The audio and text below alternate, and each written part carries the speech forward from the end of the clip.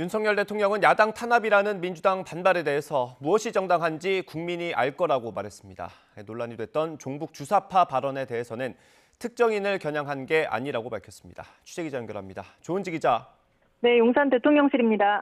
네, 민주당은 압수수색 시도를 윤석열 정권의 정치 탄압으로 규정했습니다. 윤 대통령의 입장은 뭡니까?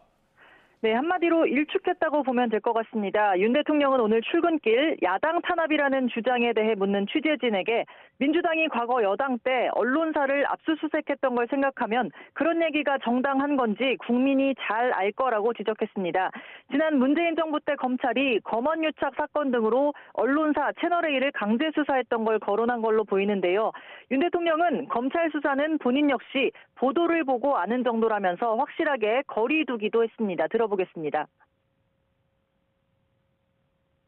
제가 수사 내용을 챙길 정도로 한가하지는 않습니다. 그렇지만 지금의 야당이 여당이던 시절에 그 언론사를 상대로 며칠 동안이나 압수수색을 했던 그런 것들을 좀 생각을 해보면은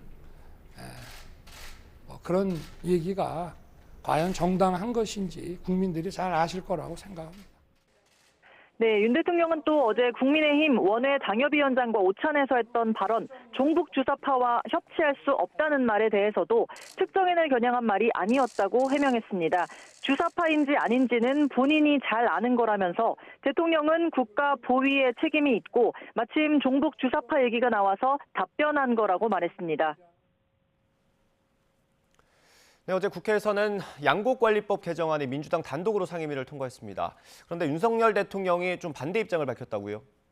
네, 쌀의 정부 매입을 의무화하는 내용이죠. 양곡관리법 개정안을 윤 대통령이 오늘 가장 먼저 언급했습니다. 농민이 애써 농사지은 쌀값이 폭락하지 않도록 정부가 역대 최대 규모로 쌀을 격리했고 이렇게 정부 재량에 맡겨놔야만 수요 공급의 격차를 줄이면서 재정과 농산물의 낭비를 막을 수 있다 이렇게 말했습니다.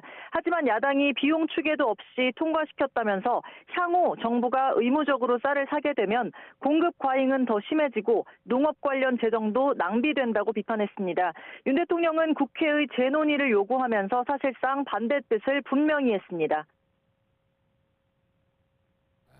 정부의 재량 사항으로 맡겨놔야지 수요와 공급의 격차를 점점 줄여가면서 우리 재정과 농산물의 낭비를 막을 수가 있습니다.